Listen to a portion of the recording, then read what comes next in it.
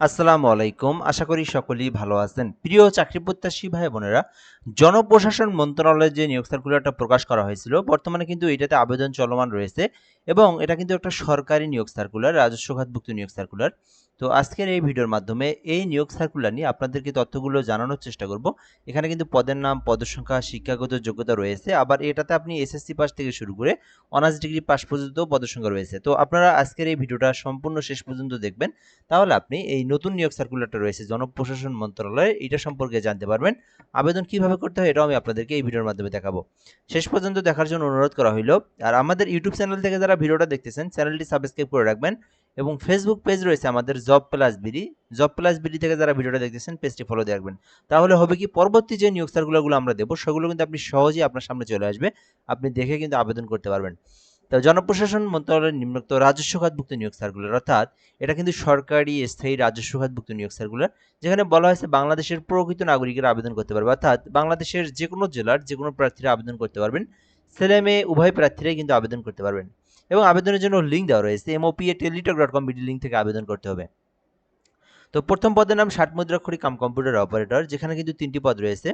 তো আবেদন করতে চাইলে করতে পারেন। শিক্ষাগত যোগ্যতার প্রয়োজন যে কোনো স্বীকৃতি বিশ্ববিদ্যালয় হইতে স্নাতক অথবা ডিগ্রি, অর্থাৎ যারা অনার্স পাস করেছেন অথবা যারা ডিগ্রি পাস করেছেন এবং আপনার 60 মুদ্রাক্ষরী কাম কম্পিউটারের টাইপের গতি রয়েছে, আপনি আবেদন করতে পারবেন এই পদে। এটা কিন্তু 13 গ্রেডে নিয়োগ দেওয়া হয়েছে। 2 নম্বর পদের নাম অফিস সহায়ক, নিয়োগ দেওয়া হবে 20তম গ্রেডে। মোট 17টি পদ রয়েছে। শিক্ষাগত যোগ্যতা চাওয়া হয়েছে মাধ্যমিক স্কুল সার্টিফিকেট, অর্থাৎ এসএসসি পাস। যারা শুধুমাত্র এসএসসি পাস করে একটি সরকারি চাকরির আবেদন খুঁজে থাকেন, আপনারা অফিস সহায়ক পদটিতে আবেদন করতে পারেন। এখানে আলাদা কিন্তু অভিজ্ঞতা বা কোনো কিছুরই প্রয়োজন নেই। শুধুমাত্র আপনি এসএসসি পাস করা থাকলে আবেদন করতে পারবেন। এসএসসি পাস, এইচএসসি পাস যারা রয়েছেন অফিস সহায়ক আবেদন করতে পারবেন। তো এই ছিল মূলত বিষয়। 2টি পদই রয়েছে এখানে, মোট 20টি পদ রয়েছে এখানে। এই পদে আবেদনের জন্য আপনার বয়সটা কিন্তু 18 হতে 32 বছর পর্যন্ত সময় রয়েছে, এর মধ্যেই আবেদন করতে হবে। তো চলুন দেখা যাক কিভাবে আপনি আবেদন করবেন এবং আবেদনের শেষ এবং শুরু তারিখ যেটা।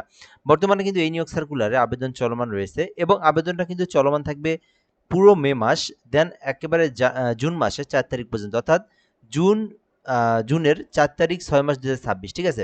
অর্থাৎ সামনে জুন মাসের 4 তারিখ পর্যন্ত আপনারা আবেদন করতে পারবেন বিকাল 4 ঘটিকা পর্যন্ত। বর্তমানে আবেদনটা চলমান রয়েছে। এবার আমরা দেখব কিভাবে আপনি আবেদন করবেন। তো আপনারা যারা নিজেরা আবেদন করতে পারেন, যাদের নিজেদের ল্যাপটপ, কম্পিউটার, পিসি বা ডিভাইস রয়েছে, নিজেরাই আবেদন করতে পারেন। আপনারা গুগল ক্রোম ব্রাউজার যে কোনো ব্রাউজারে গিয়ে mopa.teletalk.com বিডি এইটা লিখে সার্চ করলে কিন্তু আপনারা আবেদনের ফর্ম পেয়ে যাবেন। ওখান থেকে আপনার সকল তথ্য দিয়ে আবেদনটা করতে হবে। আবার আপনি চাইলে আমাদের মাধ্যমে আবেদন করে নিতে পারেন। আমাদের একটা অনলাইন অ্যাপ্লিকেশন সার্ভিস টিম রয়েছে। আমরা বাংলাদেশের সকল সরকারি চাকরির আবেদনগুলো করে দিয়ে থাকি। আপনারা যারা ঘরে বসে থেকে একদম নির্ভুলভাবে যেকোনো সরকারি চাকরির আবেদন করতে চান, এই হোয়াটসঅ্যাপ নাম্বারটিতে আপনারা এসএমএস করতে পারেন। আমরা আবেদন করে দিয়ে অ্যাপ্লিকেশন কপির পিডিএফটা সঙ্গে সঙ্গে পাঠিয়ে দিয়ে থাকি। তো চাইলে যোগাযোগ করতে পারেন। আর আপনারা যারা নিজেরা আবেদন করতে পারেন, এই লিঙ্কে প্রবেশ করে আপনার পার্সোনাল তথ্য, ফর্ম যেটা আসবে ওইখানে আপনার পার্সোনাল তথ্য, ঠিকানা তথ্য, এডুকেশনাল কোয়ালিফিকেশন এবং একটি ছবি লাগবে 300x300 পিক্সেল এবং স্বাক্ষর লাগবে 300x80 পিক্সেলের। এগুলো আপনারা ফটোশপের মাধ্যমে সাইজ অনুযায়ী ক্রপ করে কেটে নিয়ে আপনারা আবেদনটা সম্পূর্ণ করবেন। শুধু আবেদন করলে হবে না, আবেদনের পরে সরকারি ফি রয়েছে, এটা কিন্তু পেমেন্ট করতে হবে আপনাকে। তো কেউ যদি 1 নম্বর পদে আবেদন করেন 13 গ্রেডের, ওইটাতে 13 গ্রেডের সরকারি ফি 112 টাকা দিতে হবে। এটা কিন্তু সরকারি পেমেন্ট ফি, ঠিক আছে? 2 নম্বরে আরেকটি পদ রয়েছে অফিস সহায়ক, যেটা আপনারা দেখলেন এসএসসি পাশে আবেদন করা যায়, ওইটাতে 56 টাকা পেমেন্ট ফি দিয়ে আপনার আবেদনটা সম্পূর্ণ করতে হবে। এবং এখানে ফি দেওয়ার প্রসেসটা হচ্ছে mopa স্পেস ইউজার আইডি লিখবেন, দেন 16382 নাম্বারে সেন্ড করে দেবেন। পরবর্তীতে পিন নাম্বার দিয়ে আবার আপনারা 16382 নাম্বার সেন্ড করে দিলে আপনার পেমেন্টটা কিন্তু সাকসেসফুলি সম্পূর্ণ হয়ে যাবে।